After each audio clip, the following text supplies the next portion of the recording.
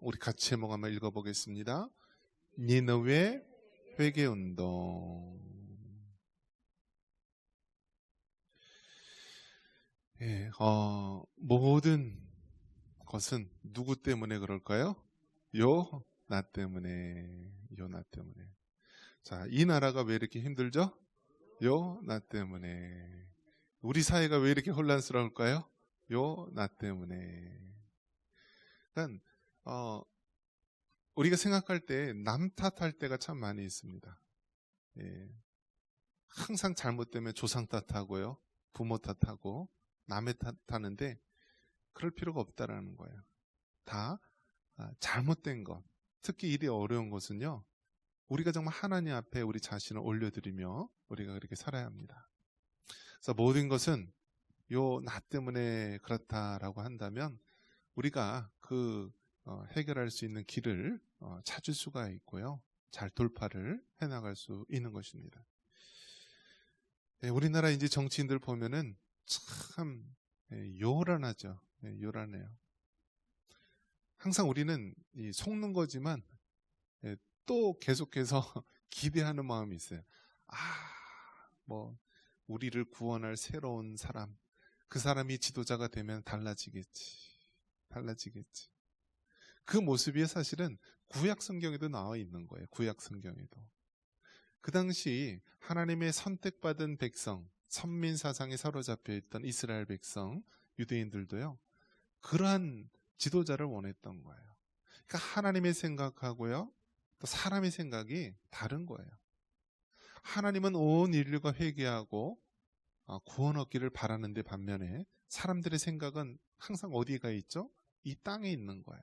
이 땅에서 어떻게 하면 잘 될까? 어떻게 하면 성공할까? 어떻게 하면 높은 권자에서 정말 평생을 떵떵거리며 그렇게 살아갈까? 하나님의 생각과 사람의 생각은 다른 거예요. 예수님께서 이 땅에 오신 이유는 무엇입니까? 명확하게 십자가를 통한 하나님의 구원의 계획 속에서 정말 예수님께서 이 땅에 오셨습니다. 베들레헴 마을 고위에서 그 마리아라고 하는 그 동정녀를 통하여서, 아브라함의 자손 다윗의 자손을 통하여서 예수님께서 이 땅에 오셨고요, 때가 되면 우리 예수님께서 십자가에 그 구원의 역사를 펼쳐나가시는데요, 사람들은 메시아, 그 그리스도, 그 하나님의 그 계획을 잘못 알고요, 자기 나라, 그러니까 육적인 이스라엘, 육적인 유다인들의 그러한 성공에 집착을 한 거예요. 그러니까 그 당시에 이스라엘 백성들은 어떤 생각을 갖고 있냐면, 지금도 마찬가지예요. 지금도 전 세계에서 가장 전도하기 힘든 족속들이 누구라고요? 유대인들이에요. 유대인들. 미국에서 여러분 가장 지도자급에 있는 사람이 다 누구인지 아십니까? 유대인이에요. 유대인 눈 밖에 나면 어떻게 될까요? 대통령 될 수가 없어요. 대통령. 그 유대인들 지금 모든 미국의 유명한 대학의 50% 이상의 유대인들이고요, 그 학생들도 말할 것 없이 유대인들. 정치, 경제, 문화 모든 분야에 유대인들이 꽉 잡고 있어요. 그 유대인들 정말 그 뼛속까지 선민 사상에 사로잡히는 것입니다. 그런데 유대인들이 잘못 알고 있는 그런 의식이 뭐냐면, 그들은 혈통적 선민 사상에 사로잡힌 거예요. 즉, 그러니까 혈통적, 육신적으로 이스라엘 혈통, 유대인 혈통, 아브라함과 다윗의 혈통, 이러한 혈통적인 것에 얽매여 있는데요, 성경이 말하고 있는 하나님의 택한 백성, 선민 사상의 의식은 무엇이냐면, 그러한 육체적인 선민 사상이 아니라 예수 그리스도를 통한, 이 땅의 교회를 통한 하나님의 택한 백성을 말하는 거예요.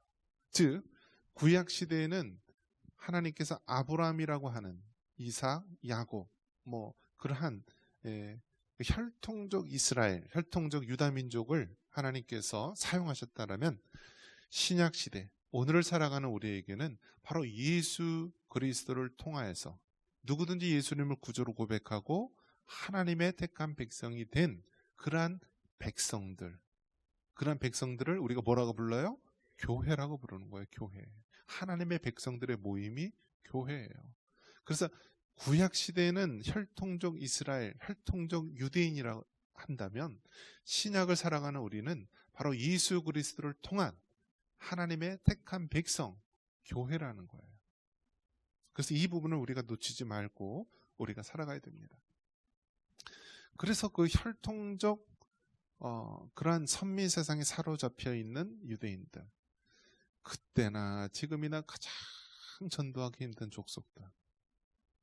그래서 얼마나 싫으면은요, 유럽인들이 얼마나 싫으면은요, 2차 세계대전 때 유대인들을 600만 명이나 죽였겠어요. 몇 명이요? 600만 명. 여러분 한번 생각해 보십시오. 우리 연천의 인구가요, 4만 명, 4만 2천 명? 그 정도밖에 안 되잖아요. 그러니 600만 명을 죽였다라고 한다면 상상이 가세요? 어떻게 죽여야 되는 거예요? 굶겨 죽여요? 어떻게 죽여요? 그러니까 우리가 상상을 초월하는 방법으로 사람을 죽인 거예요. 생체 실험을 하고 뭐 총으로 쏘는데 총알이 아깝다고요? 일렬로 쫙 세운 다음에요, 그 총을 쏘는 겁니다. 그리고 나중에는 그냥 뭐 그 가스실에 목욕시켜준다고 가스실에서요, 그 가스, 자동차 미연 그 가스를 밀폐된 그 안에다가 해서 가스실에서 죽이고요. 그래서 그 사람을 화장을 시키는데 그냥 벌건 대낮에도요, 새까맣게 탄 사람 화장시키고 난 죄가 하늘을 덮일 정도로 그렇게 한 것입니다. 그래서 히틀러가 어느 나라 사람이에요, 여러분? 정확히 얘기하면 오스트리아 사람이에요. 오스트리아 사람. 근데 그 유럽은 이게 혈통적으로 오스트리아나 이 독일이나 다 비슷비슷해요. 그러니까 그 당시 오스트리아 이제 독일하고 통일된 그런 상태였고요. 히틀러가 1차 세계대전에도 참전했는데 자기 나라가 패전국이고 너무나 몰골이 형편없어요. 그런데 동네마다 잘 사는 사람들, 고리대금해서 돈 많이 벌고 막 그런 사람 다 누구예요? 유대인들이었어요. 유대인들. 그러니까 그 히틀러가 들고 나온 것이 무엇이냐면 자기네 족속, 게르만족, 아리안족의 우수성을 자랑하면서요, 그 혈통적, 히틀러도 자기 혈통을 자랑한 거예요. 아리안족의 우수함을. 그런데 항상 눈에 가시가 누구예요? 더 자기네들 선택받은 민족이라고 외치는 유대인들이 아주 눈에 가시였어요. 그래서 유대인들을 죽인 거예요. 근데 얼마나 많이 죽였냐면 아우슈비츠에서 300만 명을 죽이고 다른 곳에서도 300만 명에서 도합 600만 명을 죽인 거예요. 그 아우슈비츠가 지금 어디 있어요? 독일에 있어요? 폴란드에 있어요. 폴란드. 그래서 전 세계에서 가장 2차 세계대전 때 피해를 많이 보고 굉장히 예민한 나라가 어느 나라죠? 폴란드예요. 폴란드. 2차 세계대전 때 그 당시 폴란드에 유대인들이 많이 살았는데 300만 명의 아우슈비츠에 많이 죽고 그랬으니까요. 자, 사람들은 이처럼요, 혈통을 강조해요. 혈통. 자, 그러면 전 세계적으로 또 혈통을 강조하는 민족이 어디 있을까요? 우리 있잖아요. 우리 얼마나 뼈대 있는 가문이라고 자랑을 해요. 제가 안동 김씨인데 얼마나 그냥 뼈대를 있는 집안이라고 자랑하는지. 그런데 이상하게요, 한국 사람은 전부 다 뼈대 있는 집안이래요. 쌍놈이 하나도 없어요. 다들 명문가 집안이에요. 명문가. 우리가 보기에는 정말 우리는 혈통을 강조하지 않는 것 같지만요, 우리는 더 악랄한 방법으로 혈통을 강조해요. 뭐죠? 생긴 것도 똑같아요. 피부 색깔도 똑같아요. 그런데 우리끼리 구분을 지어서요, 한쪽은 양반이고 한쪽은 그냥 천민이에요. 천민. 그렇게 해서 어떻게 해요? 서양에서는 그래도 피부색으로라도 나눴잖아요. 검은색이면은 좀 이렇게 하층민이고 피부색이 하얗면은 좀 이렇게 고귀하신 그러한 상류층이고, 근데 우리는 피부색도 똑같은데 태어난 그 출신에 따라서 양반, 그러한 천민, 그렇게 나눴던 거예요. 그렇기 때문에 여러분, 서양 역사뿐만이 아니라 우리도 무엇을 강조해요? 혈통적인 그러한 택한 민족을 강조하는 거예요. 이것이 바로 사람의 죄성입니다. 이것이 사람의 죄악된 모습이고요. 이것이 우리의 본질이기도 합니다. 자, 이러한 것을 깨는 것이 얼마나 힘듭니까? 얼마나 힘들어요. 인간의 이러한 그 혈통을 강조하고 집안을 강조하고 명문가를 강조하는 이 죄된 모습, 이것을 깨기 위해서 바로 예수님의 십자가 복음이 들어간 곳은 다 깨지는 거예요. 그러니까 우리나라에 복음이 처음 들어왔을 때요, 1884년도에는 이제 의료 선교사로서 알렌 선교사가 왔었고요. 또 목사님 선교사님으로서는 언더우드 아펜젤러 선교사님, 장로교 감리교 선교사님이 1885년 부활절 날 제물포항에 인천에 첫 발을 디디게 되죠. 물론 그 들어온 경로는요, 일본에서 부산을 통해서 인천으로 온 곳입니다.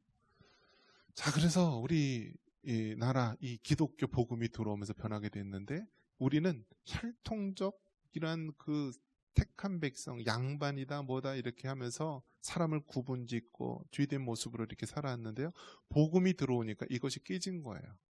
그래서 그 당시에 가장 사람들이 받아들이기 힘들었던 것이 무엇이냐면, 양반하고 천민하고 같은 예배당에서 예배드리는 것을 양반들이 감당을 못하는 거예요.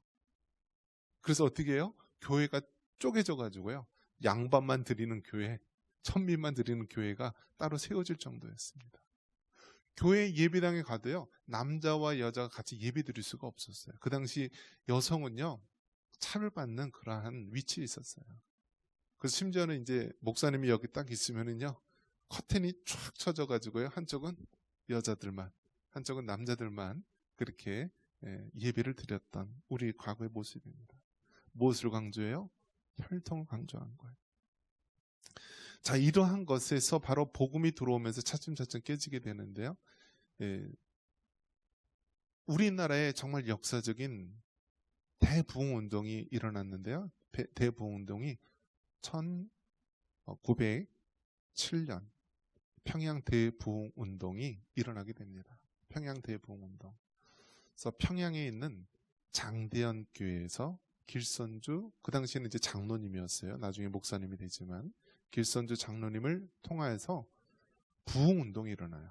그런데 그 부흥운동이 얼마나 이 기독교사의 큰 운동이었냐면요, 뭐 여러 가지 막 전 세계 아주 손에 꼽는 대부흥운동이 있었는데, 그 중에 하나가 1907년 평양 대부흥운동이었어요. 그래서 그 당시에는 완전히 평양에 있는 사람들이요, 다 회개하면서 운동이 일어났던 거예요. 그런데 그 1907년 평양 대부흥 운동이 일어나기 4년 전이죠. 1903년도에 원산 대부흥 운동이 먼저 일어났었습니다. 그 원산 대부흥 운동은 어떻게 시작이 됐냐면요, 하디 선교사라고 하는 분이 있었어요. 감리교 선교사님인데, 이분 항상 무슨 의식을 가지고 있었냐면, 나는 정말 미국에서 정말 뛰어난 그런 엘리트고, 공부도 뭐 가문도 모든 면에서 뛰어난 엘리트인데, 내가 이런 총구석 조선이라는 땅에 와서 하는데 이 사람들이 너무나 미개해가지고, 하나님 정말 선교도 안 되고 그렇게 복음을 전했는데 안 됩니다 하면서 그러한 마음을 가지고 있었어요. 이 미국에 있는 선교사님, 하디 선교사님이. 그런데 어느 날 이제 성경 공부를 하면서 하나님이 그런 마음을 주신 거예요. 이 백성들이 문제가 아니라 너희 선교사들 마음이 문제다. 그렇게 해가지고요, 이 하디 선교사님을 통하여서 이 복음을 전하러 왔던 그 당시에 아주 엘리트 신분의 그런 선교사님들이요, 회개운동을 한 거예요. 회개운동. 그래서 1903년도 원산 이 부흥운동이 있으면서요, 이것이 퍼져가면서 절정의 역할이 바로 1907년도 평양 장대현 교회에서 일어났던 평양 대부운동입니다. 그래서 이거는 전 세계 기독교 역사에 큰 족적을 남기는 부흥운동이었어요. 그래서 여러분 이 평양 대부운동 신기하지 않습니까? 미국에 가면 어느 교단이 여러분 많아요? 제일 많은 교단 침례교가 많아요. 침례교. 근데 우리나라는 어느 교단이 제일 많아요? 장로교단이 많아요. 왜 그럴까요? 평양 대부흥운동이 바로 장로교인 평양 장대현 교회에서 일어났기 때문에 그런 거예요. 그리고 그 당시에 이제 교파별로 뭐 감리교, 장로교, 무슨 교 이런 데로 이제 지역을 전해서 복음을 전했는데 그 당시 미국에 있는 북장로교에서는 바로 이제 평양을 비롯한 이런 북한 지역과 많은 곳을 이렇게 섹터를 정해서 복음을 전했던 거예요. 그래서 우리나라가 유독 정말 이 장로교가 많이 복음이 전파됐는데 그 여러 가지 이유 중에 하나가 바로 이 평양 장대현 교회 이 대부운동의 영향도 있었다라는 거예요.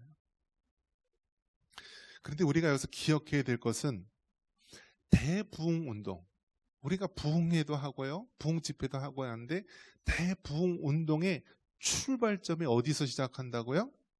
개인의 회개에서 시작이 한다라는 거예요. 하디 선교사라고 하는 이 선교사가 우월의식을 가지고 이 미개한 조선 땅에 아무리 전도를 해도 정말 선교가 되지 않는데 저들을 탓하고 있었는데 하나님께서 하디 선교사의 마음을 움직였어요. 선교사님들이 먼저 회개로 운동을 한 거예요. 그래서 정말 그 1903년 원산 이 부흥운동이 일어나면서 1907년 평양 대부운동이 일어나면서 우리나라가 정말 짧은 그 역사에 기독교의 부흥의 그러한 큰 불길이 타오르게 된 거예요. 그래서 여러분 어떤 면에서 본다면 우리가 그때 떨어진 그때 평양 대부흥운동의 열매를 아직까지 우리가 먹고 있는 거랑 마찬가지예요. 우리 지금 후손들이 우리 지금 대한민국이 어떻게 짧은 시간에 민주화와 산업화와 이렇게 선진국의 대열에 끼어들 수 있었느냐? 그 당시에 부흥의 열매들을 지금 우리가 먹고 있는 거랑 마찬가지예요. 오늘날 한국교회가 어떻게 그 짧은 시간에 미국 다음으로 선교사를 많이 파송하게 되었느냐? 그 당시에 그렇게 부흥의 열매를 우리가 아직까지도 누리고 있는 거예요. 그만큼 여러분 사람이 죄를 범하면 그 자식 3세대까지 힘들지만은요. 그 하나님께서 축복을 해주시면 천대 만대까지 하나님께서 축복해 주신다는 것이 하나님의 마음인 것입니다. 우리 그 믿음의 선진들의 그러한 하나님의 축복을요. 그 축복의 강줄기를 아직까지도 우리에게 주셔서 우리가 그 부스러기를 지금 먹는 거예요. 누리는 거예요. 우리가 믿음이 있어요? 우리가 능력이 있어요? 우리가 뭐가 잘났어요? 그런데 하나님께서 그 평양 대부흥운동과 그 이후에 일어난 많은 부흥의 역사에 그 은혜들을 우리가 누리고 있다는 것을 우리가 깨닫고 감사를 해야 되는 것입니다. 세상 사람들 다 노력해요, 여러분. 여러분이 열심히 일한다고 돈 많이 버는 거 아니에요. 여러분이 열심히 공부한다고 해서 공부 다 잘하는 거 아니에요. 인도에서는요, 그 12시간, 14시간, 15시간까지 일하는 사람들이 태반이래요. 그런데 하루 3끼 먹는 것 제대로 먹지도 못한대요. 이 세상이 마찬가지예요, 여러분. 지금 지구상에 많은 사람들이요, 8시간 일하는 게 아니라 12시간 그 이상을 일해도요, 하루 3끼 해결하는 거 힘들어하는 민족들이 많이 있어요. 그런데 왜 우리나라가 하나님께서 이렇게 복을 주십니까? 바로 하나님께서 그러한 믿음의 선진들의 그런 대부흥의 역사 속에서 그 은혜의 부스러기를 아직도 누릴 수 있도록 허락해 주신 거예요. 근데 지금 우리 세대까지는 그 부스러기를 먹는데요. 우리 후손들 남겨주고 있습니까, 여러분? 여러분이 다 잡아 드셔가지고요. 후손들까지 갈 부스러기가 없어요. 이제는 다 떨어졌어요. 우리 자손들이 걱정이에요. 우리 믿음의 선진들은 그 마른 마룻바닥에서 눈물 콧물 흘리면서 그 자손들을 위해서 그렇게 대부흥의 그러한 은혜의 씨앗을 남겨주었는데, 지금 우리 것들은요, 이제는 다 누려가지고요, 자손들에게 물려줄 은혜의 부스러기가 없어요.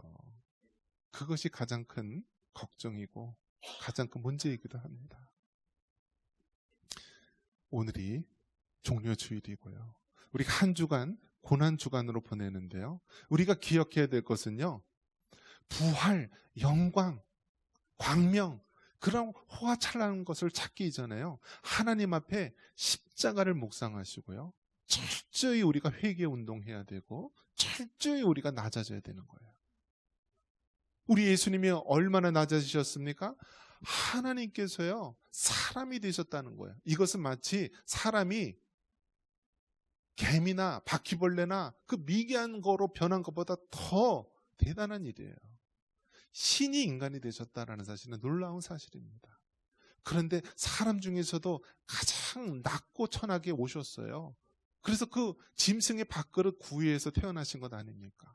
30년 동안 그 목수의 아들로서 험한 일을 하면서 살아오지 않았습니까? 그리고 어디까지 낮아지셨어요? 십자가에 죽기까지 낮아지신 거예요. 생각해 보십시오. 높고 높은 저 영광의 보좌에서 사람이 되시고요, 사람 중에서도 가장 낮고 천한 모습을 하다가 마지막에 십자가에 죽기까지 가장 낮아지셨어요. 그래서 우리가 사도신경에 고백하듯이 장사한 지 사흘 만에, 그러니까 우리 예수님께서는 낮아지시고요, 죽어가지고요, 완전히 장사 지내서 완전히 가장 낮아질 수 있는 최고로 낮아지신 거예요. 우리도 예수님을 믿는다라고 한다면 그렇게 낮아져야 됩니다. 그렇게 죽어져야 되는 거예요. 죽는 척해서는 안 돼요. 예수님을 믿는 척, 우리가 교회 다니면서 그래도 신앙생활을 하는 척해서는 안 되고요, 완전히 십자가에서 죽어야 되고요, 사흘 동안 예수님께서 무덤에 계셨듯이요, 철저하게 우리 옛사람이 죽어져야 되는 거예요. 평양 대부흥 운동, 원산 대부흥 운동, 그 시작은 어디에서 시작되었는가? 회개 운동에서 시작이 된 것입니다. 그래서 여러분, 이 요나서를 통하여서 이 요나가 외쳤던 것이 무엇이냐면요, 40일이 지나면 이 니느웨 성이 멸망할 것이다라는 회개의 메시지를 전파하였고요, 그 메시지를 듣고 그 멸망당할 수밖에 없는 아수르의 수도 니느웨가요, 회개를 하고요, 하나님께서 마음을 돌이켜서 그 멸망의 시기를 면하게 하신 거예요. 지금 이 나라가 여러분, 우리가 정말 오직 한 가지 길이 있다면요, 우리가 먼저 한 사람 한 사람이 하나님 앞에 회개 운동을 해야 합니다. 하나님 앞에 철저하게, 이 나라의 민족이 왜 이렇게 어렵게 됩니까? 왜 대통령이 됐다 하면 다 사형당하거나 무기징역 당하거나 해외 망명에서 죽거나 아니면 탄핵을 당하거나 감옥에 가거나, 왜 그럽니까? 철저하게 우리가 하나님 앞에 회개를 해야 되는 거예요. 믿음의 선진들이 눈물 뿌려서 세운 이 나라 민족, 미국과 같이 기독교 정신으로 나라를 세워야지 우리나라가 소망이 있다라고 했던 우리 믿음의 선진들의 그 고백 속에 세워진 이 나라가 이제는 배에 기름이 차고요, 먹고 살만하고, 그러니까 하나님 없이도 살 것처럼 그렇게 하고요, 동성애가 판을 치고 마약이 판을 치고요, 온갖 향락의 문화가 가득한 그러한 나라로 이 나라가 변해버리지 않았습니까?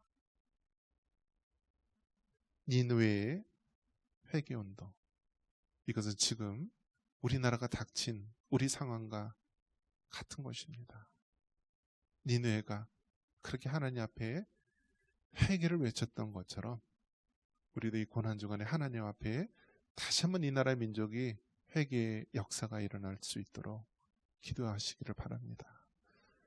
요 나 때문에 먼저 나 자신이 하나님 앞에 회개하고 기도하고, 우리 가정을 올려드리며 회개하고, 우리 교회와 우리 사회를 올려드리며 회개하고, 이 나라 정치와 이 나라 민족을 올려드리며 회개하면서 하나님 앞에 나아갈 때, 그때 비로소 우리가 부활의 소망이 있는 줄 믿습니다. 이러한 은혜가 있기를 주님의 이름으로 축원합니다.